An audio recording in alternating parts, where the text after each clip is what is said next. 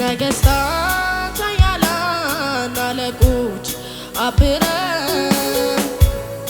እግዚአብሔር ታላቅ ነው ቅዱስ ነው ይበሉ